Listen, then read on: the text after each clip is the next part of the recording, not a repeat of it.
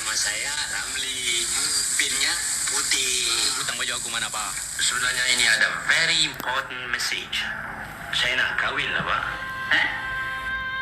Tanpa melihat wajah, hanya mendengar suaranya sahaja, sudah cukup membuatkan hati mengenali siapakah insan ini. Beliau bukan sekadar seorang pelakon, bukan juga hanya penyanyi dan pengarah filem, tetapi satu jiwa besar yang hidup dalam sejarah seni tanah air. Tanggal 29 Mei, hari mengenang pemergian seorang seniman agung yang tidak pernah hilang daripada ingatan masyarakat. Bersama-sama saya, Nur Hazwani Zakaria, dalam Nostalgia P. Ramlee, Sinema dan Irama. Hari ini kami mempersembahkan siaran istimewa mengimbau perjalanan seorang insan seni yang terlalu besar nilainya untuk diganti melalui filem-filem, lagu-lagu dan kisah kehidupan yang kekal abadi sehingga hari ini menerusi nostalgia di klasik. Di waktu malam bulan menyampai.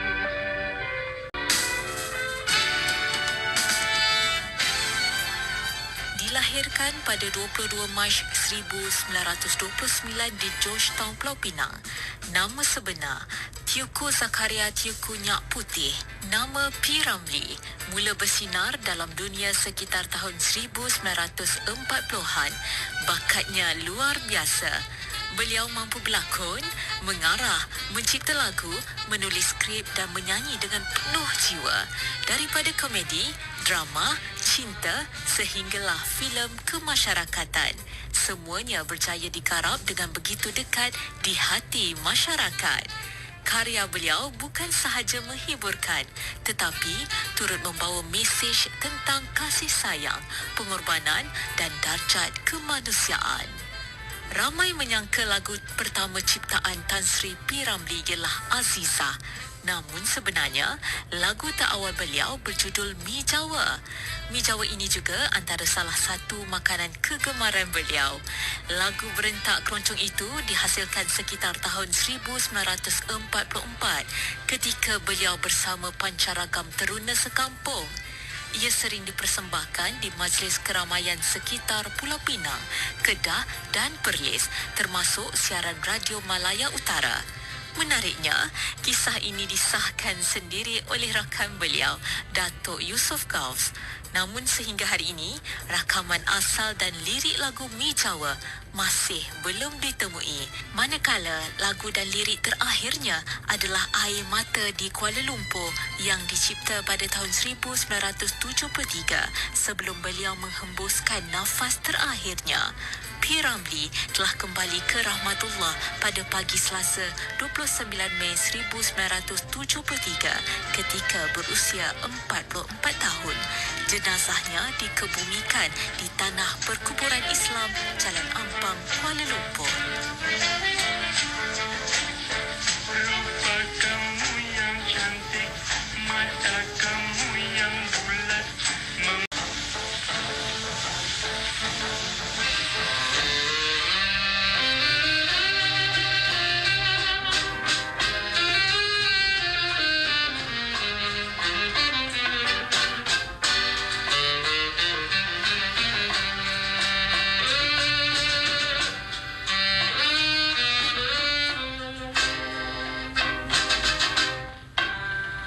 Senyuman yang manis bermadu. Saudara, filem pertama lakonan P. Ramlee adalah Cinta pada tahun 1948 dengan memegang peranan sebagai penjahat dan penyanyi latar. Filem hitam putih ini ditayangkan di panggung Rex Singapura pada 26 Oktober 1948. Di sebalik gelak tawa dalam filem-filem komedinya, P. Ramlee juga cukup hebat menghasilkan karya berat dan penuh emosi. Filem seperti Semerah Padi yang membawa kisah adat dan maruah masyarakat Melayu. Ibu Mertuaku yang menjadi antara filem paling menyayat hati dalam sejarah perfilman Melayu. Manakala Antara Dua Darjat yang mengangkat isu perbezaan kasta dan kedudukan hidup. Filem Antara Dua Darjat bukan sekadar karya Agung P. Ramlee, malah menyimpan kisah penuh emosi di sebalik pembikinannya. Filem ini menjadi gandingan terakhir beliau bersama Saadia di layar perak. Menariknya, semua lagu dalam filem ini hanya dinyanyikan oleh P. Ramlee sendiri, termasuk lagu ikonik Getaran Jiwa. Penggambaran mengambil masa 4 bulan dan pernah diberhentikan sementara apabila Saadia mengalami keguguran ketika hamil. Di sebalik kejayaan besar filem ini, kedua-dua bintang utamanya juga melalui perkolakan rumah tangga. Namun, hingga hari ini, Antara Dua Darjat terus kekal sebagai antara karya paling menyentuh jiwa dalam sejarah perfilman Melayu. Dan filem Dr. Rushdie memperlihatkan sisi serius dan pemikiran kreatif beliau dalam dunia sinema.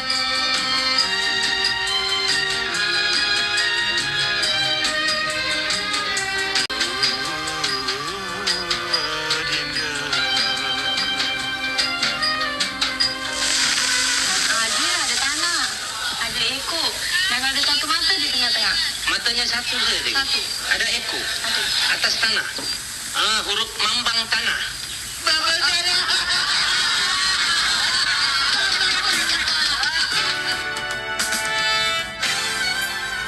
Apabila berbicara tentang filem komedi Melayu, nama Bujang Lapuk pasti menjadi antara karya paling diingati sepanjang zaman. Bermula dengan Bujang Lapuk, kisah tiga sahabat bujang ini berjaya mencuit hati penonton dengan humor yang bersahaja. Kemudian hadir pula Pendekar Bujang Lapuk yang sehingga hari ini masih dianggap antara filem komedi terbaik Nusantara. Sorry lah. Ini hari Sabtu setengah hari. Besok hari Minggu holiday. Kalau awak mau saya kidnap sama awak, hari Senin bolehlah. Seniman Bujang Lapuk. Sengguguk kau dah habis? Hilanglah. Sama-sama panggil. 1, 2, 3. Oi, Tuan Ro. Lagi-lagi panggil saya Tuan Rumah. Maafkan kami Tuan Gimat. Disusuli Alibaba Bujang Lapuk dan Seniman Bujang Lapuk yang memperlihatkan kecerdikan P. Ramlee menyelitkan sindiran masyarakat dalam bentuk hiburan. Maafkan kami. Maafkan kami. Berapa banyak maaf dah. Ya dah. La la la la la la la la la la la. La la la la la la la la. Jalan yang mana ai tolonglah tunjuk. Jalan lurus, jangan belok-belok. Aku dah penat terbatuk-batuk. Bau asam kali ketiak siapa dah busuk. La la la la la la la la.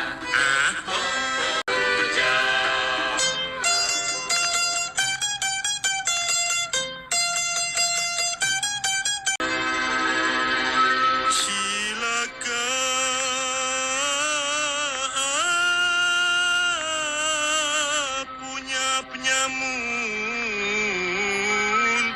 sial bikin rusaklah ana punya program.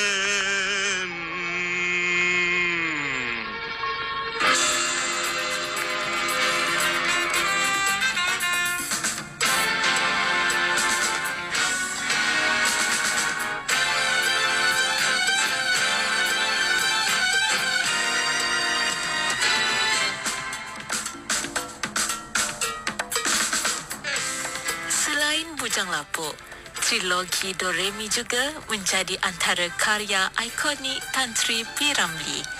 Doremi membawa penonton ke dunia fantasi dan jenaka yang penuh warna-warni. Kemudian hadir Nasib Doremi yang syarat dengan mesej persahabatan dan kesetiaan. Dan Laksmana Doremi pada tahun 1972, filem komedi fantasi Melayu terbitan Studio Filem Merdeka dan juga merupakan filem terakhir lakonan Tan Sri P. Ramlee. Filem ini juga lakonan terakhir A.R. Tompel sebelum menghembuskan nafas terakhir setahun kemudian selepas terlibat dalam kemalangan.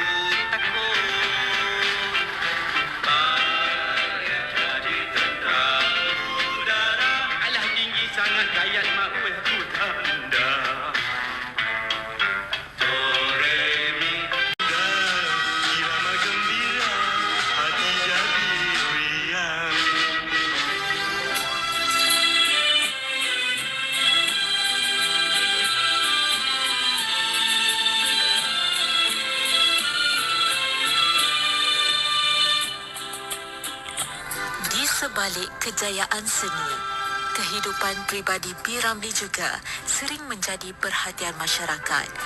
Beliau pernah mendirikan rumah tangga bersama Junaidah Daing Haris, namun jodoh tidak panjang. Selepas perpisahan pertama, P. Ramlee berkahwin pula dengan seniwati terkenal Norisan. Hubungan mereka menjadi perhatian dunia perfilman ketika itu. Namun, kehidupan kilauan anak seni tidak menjanjikan kebahagiaan yang kekal. Perpisahan mereka meninggalkan kesan besar dalam perjalanan hidup beliau.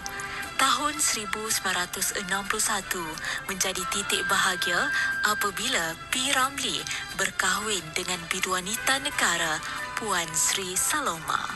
Hubungan mereka dianggap pasangan seni paling romantik dalam sejarah hiburan Melayu.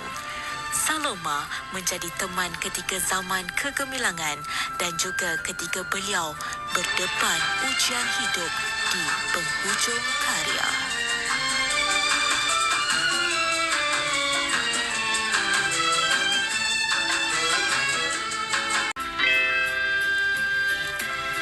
Di penghujung perjalanan seni, P. Ramlee mula muncul dalam drama televisyen terbitan Radio Televisyen Malaysia. Antaranya drama Intan pada tahun 1970 dan Rantau Selamat tahun 1972. Walaupun dunia filem berubah, semangat seni beliau tidak pernah padam. Penampilan beliau sebagai juri bakat TV pada tahun 1972 menjadi antara kemunculan terakhir di kaca televisyen. Setahun kemudian, negara kehilangan seorang legenda. Namun, karya beliau terus hidup dalam radio, televisyen, pentas dan hati masyarakat.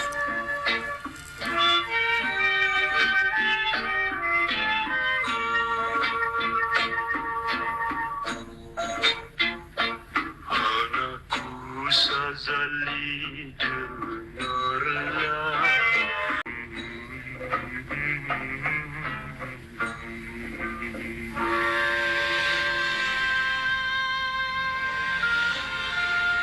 Walau aku sudah mati, aku akan hidup 1000 tahun lagi. Itu kata-kata yang pernah diungkapkan oleh Tan Sri P. Ramlee 29 Mei. Hari ini genap 53 tahun pemergian Tan Sri P. Ramlee. Namun, hingga hari ini, suara, karya dan jiwa seninya masih hidup di hati masyarakat. Beliau pergi meninggalkan dunia, tetapi tidak pernah pergi daripada kenangan kita. Al-Fatihah buat seniman agung negara. Terima kasih kerana pernah menghadirkan warna dalam dunia seni tanah air. Saudara, sampai di sini sahaja pertemuan kita di Nostalgia P.Ramlee, siaran istimewa. Terima kasih kerana bersama-sama kami mengimbau kenangan ini. Nostalgia P.Ramlee, sinema dan irama. Terima kasih kepada rujukan dan sumber siaran ini yang diperoleh daripada buku P.Ramlee Kisah Tanpa Nota karya Akmal Abdullah, buku sinopsis filem Antara Dua Darjat, buku filem-filem P.Ramlee hasil tulisan Mustafa A.R. dan Aziz Sata, serta buku Di Sebalik Tirai Layar 2 karya Hidir Ali Razali. Semoga saudara terus terhibur dan menghargai warisan seni tanah air. Saya Nur Hazwani Zakaria bersama-sama Anisma Azwati Ahmad mengundurkan diri. Salam nostalgia Radio Klasik.